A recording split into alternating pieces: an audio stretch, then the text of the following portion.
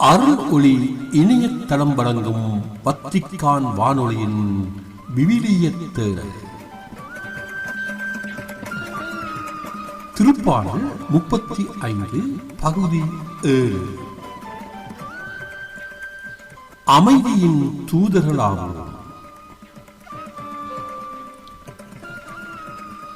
அமைதியின் தூதர்களாவோம் என்ற விவிலிய தேடல் நிகழ்ச்சியில் வத்திக்கான் வானொலி நிலையம் சார்பாக அருளொளி இணையதளத்திற்கு தொகுத்து வழங்குபவர் உங்கள் அன்பிற்கினிய பேசாலை தாஸ். கடந்த வார நமது விவிலிய தேடலில் துன்பமேற்கும் தூய உள்ளம் பெறுவோம் என்ற தலைப்பில் 35வது திருப்பாடலில் 17, 18 ஆகிய 2 இறைவசனங்கள் குறித்து தியானித்தோம். இவ்வாரம் அதனை தொடர்ந்து வரும் 19 முதல் 22 வரை உள்ள இறைவசனங்கள் குறித்து தியானிப்போம். இப்போது அவ்வார்த்தைகளை இறை அமைதியில் வாசிப்போம். வஞ்சகரான என் எதிரிகள் என்னை பார்த்து களிக்க இடமளியாதீர். காரணமின்றி என்னை வெறுப்போர் கண்சாடை காட்டி இகழ விடாதீர். ஏனெனில் அவர்களது பேச்சு சமாதானத்தை பற்றியதன்று. நாட்டில் அமைதியை நாடுவோருக்கு எதிராக அவர்கள் வஞ்சகமாய் சூழ்ச்சி செய்கின்றனர். எனக்கு எதிராக அவர்கள் வாய் திறந்து ஆ ஆ நாங்களே எங்கள் கண்களால் கண்டோம் என்கின்றனர். ஆண்டவரே, நீர் இதை கண்டு மௌனமாயிராதீர். என் தலைவரே, என்னை விட்டு தொலைவில் போய்விடாதீர். அன்பர்களே, இதற்கு முந்தைய இறைவசனங்களில் தனது எதிரிகளின் கொலைவெறி செயல்கள் மற்றும் அவர்களின் குரூர எண்ணங்களை வெளிப்படுத்தி இறைவனிடம் இறைவேண்டல் செய்து வந்தார் தாவீது அரசர் என்று கண்டோம். இன்று நாம் தியானிக்கும் இறைவார்த்தைகளில் தனது எதிரிகள் அமைதிக்கு எதிரானவர்கள் என்றும் அமைதியை குலைப்பவர்கள் என்றும் இறைவனிடம் முறையிடுகின்றார். ஆகவே இக்கருத்தினை மையப்படுத்தி நமது தியான சிந்தனைகளை விரிவுபடுத்துவோம். இன்றைய உலகம் அமைதியை இழந்து தவிக்கின்றது. பெரும்பாலான உலகத் தலைவர்களின் சுயநல போக்குகளாலும் பதவியின் மீது கொண்டிருக்கின்ற மோக வெறியினாலும் இவ்வுலகம் அமைதியை இழந்து கண்ணீர் சிந்தி அழுகிறது. உலகில் அமைதியை கட்டி எழுப்புவதற்காக திரு அவையும் நல்மணம் கொண்டோரும் எவ்வளவுதான் அயராது உழைத்தாலும் அமைதியை அழித்து நாடுகளை சுடுகாடுகளாக்கும் தீயோரின் எண்ணிக்கை நாள்தோறும் அதிகரித்துக் கொண்டேதான் போகின்றது. இந்த உலகம் எப்போதும் அமைதியின்றி ஒரு நெருக்கடியான நிலையில் இருக்க வேண்டும் என்றே உலகத் தலைவர்களில் பலர் விரும்புவதை பார்க்கின்றோம். யார் அழிந்தால் எனக்கென்ன, எனது நோக்கம் நிறைவேற வேண்டும் என்று தான் தோன்றித்தனமாக பொறுப்பற்ற நிலையில் வாழும் பல தலைவர்களால் இன்று ஆயிரம் மக்கள் அமைதியை இழந்து துயரத்தின் பிடியில் சிக்கித் தவிக்கின்றனர். அதற்கு மாபெரும் ஒரு உதாரணம் உக்ரைன் மீது ரஷ்யா நிகழ்த்தி வரும் மதியற்ற போராகும். யார் சொல்லியும் நான் கேட்க மாட்டேன், நான் நினைத்ததை சாதித்தே தீருவேன் என கங்கணம் கட்டிக்கொண்டு உக்ரைனை அழித்தொழித்து வருகிறார் ரஷ்ய அதிபர் விளாடிமிர் புதின். இவரின் ஆணவச் செயல்களை தட்டி கேட்க யாருமே இல்லையா? அல்லது நமக்கென்ன என்று அமெரிக்கா போன்ற பழம்பொருந்திய நாடுகள் ஒதுங்கிக் கொண்டனவா என்றுதான் நம்மை சிந்திக்க தூண்டுகிறது. உக்ரைனில் இருந்து பல்வேறு நாடுகளுக்கு புலம்பெயர்ந்து சென்றுள்ள லட்சக்கணக்கான மக்கள் வாழ்வதற்கு வழியின்றி நிற்கதியாய் நிற்பதை பார்க்கின்றோம். உக்ரைன் போர் உச்சத்தில் இருந்தபோது முன்னாள் திருத்தந்தை பிரான்சிஸ் அவர்கள் ரோமையிலுள்ள இஸ்பானிய வளாகத்திற்கு சென்று போரினால் பெரும் துன்பங்களை எதிர்கொள்ளும் உக்ரைனின் அமைதிக்காக அன்னை மரியாவிடம் சிறப்பாக இறைவேண்டல் செய்ததை நாம் இக்கணம் நினைவு கூர்வோம். அப்போது அவர், அன்னை மரியே, அமலோற்பவ தாயே, ஈராண்டுகளுக்கு பின் மீண்டும் இவ்விடத்திற்கு வந்துள்ள நான் அருகிலும் தொலைவிலும் உள்ளவும் பிள்ளைகளின் நன்றி மற்றும் வேண்டுதல்களை உம்மிடம் கொண்டு வந்துள்ளேன் என்று கூறினார். அப்போது இடையில் இறைவேண்டலை நிறுத்தி துன்புறும் அந்நாட்டை நினைத்து கண்ணீர் சிந்தி அழுதார். அன்பர்களே, கடந்த 2019 ஆண்டு ஆகஸ்ட் மாதம் தமிழகத்தைச் சேர்ந்த திரைப்பட இயக்குனர் மணிரத்னம், நடிகை ரேவதி, எழுத்தாளர் ராமச்சந்திர குஹா உள்ளிட்ட இந்தியாவின் 49 பிரபலங்கள் பிரதமர் மோடிக்கு கடிதம் எழுதியதற்காக அவர்கள் மீது தேச துரோக வழக்கு பதிவு செய்யப்பட்டது. பிரதமர் மோடியிடம் நாடாளுமன்றத்தில் மத ரீதியான கும்பல்கள் ஏற்படுத்தும் வன்முறையை எதிர்க்கும் அதே நேரத்தில் வன்முறையில் ஈடுபட்டவர்கள் மீது என்ன நடவடிக்கை எடுக்கப்பட்டுள்ளது என்று கேட்டும், இஸ்லாமியர்கள், தலித்துக்கள் மற்றும் சிறுபான்மையினர் மீது மோசமான வன்முறை நிகழ்த்தப்படுவதை உடனடியாக தடுத்து நிறுத்த கோரியும் அவர்கள் கடிதம் எழுதியிருந்தனர். இந்த கடிதம் பிரிவினைவாதத்தை ஊக்குவிப்பதாகவும், பிரதமர் மோடியின் பணிகளை குறைத்து மதிப்பிடுவதாகவும், நாட்டின் நற்பெயரை கெடுப்பதாகவும் உள்ளது என்றும் கூறி கடிதம் எழுதியவர்கள் மீது வழக்கு போட வேண்டும் என்று கோரி பீகார் மாநிலத்தில் முசாபூர் நீதிமன்றத்தில் வழக்கறிஞர் சுதீர்குமார் ஓஜா என்பவர் பொதுநல வழக்கு ஒன்றை பதிவு செய்தார்.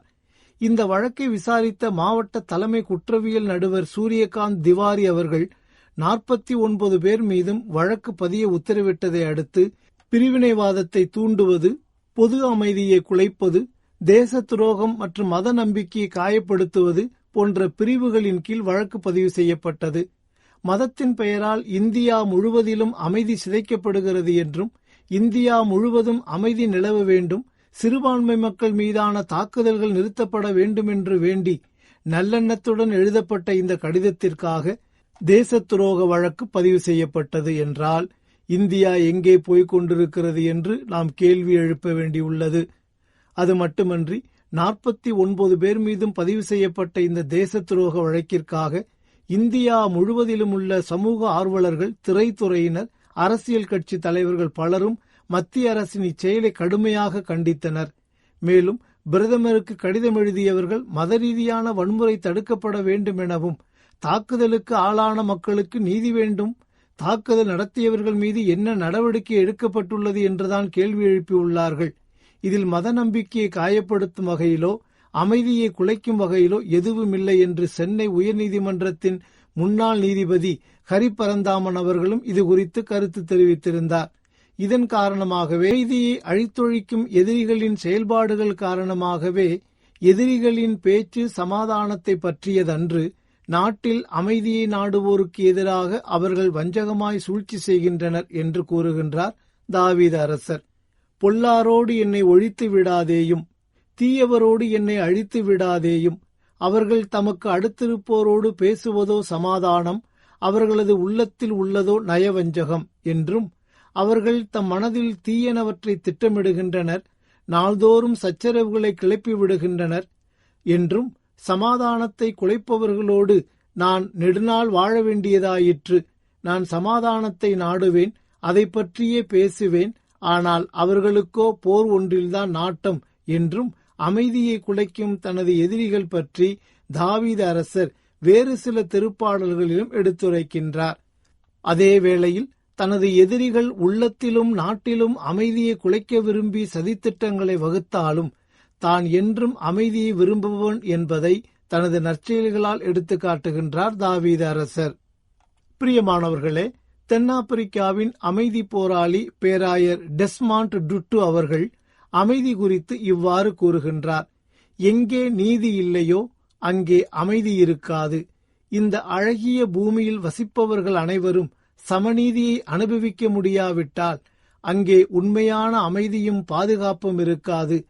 நீதியில்லாத அமைதி இருக்கவே முடியாது என்பதையே திருவிவிலியமும் வலியுறுத்துகிறது. அதனால்தான் அமைதி அமைதி அமைதி என்று அது கதறுகிறது.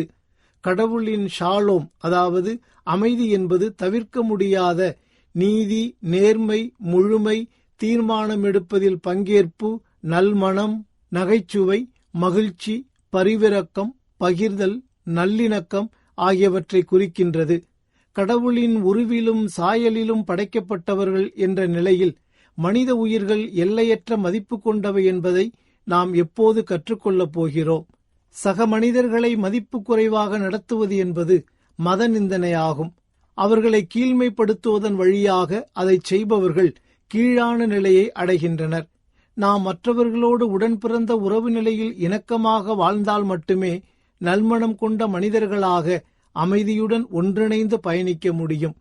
ஆகவே அமைதியை குலைக்கும் குரூர எண்ணம் கொள்ளாமல் தாவீது அரசரின் வழியில் அமைதியை கட்டியெழுப்பும் தூதுவர்களாவோம்.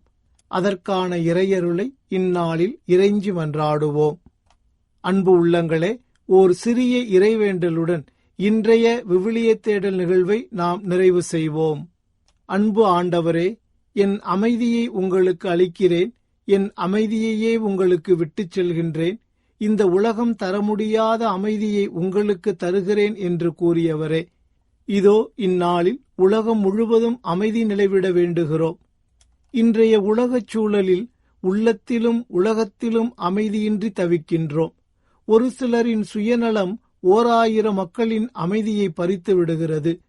எல்லோரும் நலமுடன் வாழ வேண்டும் என்பதை விடுத்து நான் மட்டுமே நலமுடன் வாழ வேண்டும் என்று எண்ணுவதாலேயே எங்களிடத்தில் அமைதியில்லை என்பதை நாங்கள் உணர்கின்றோம் ஆண்டவரே.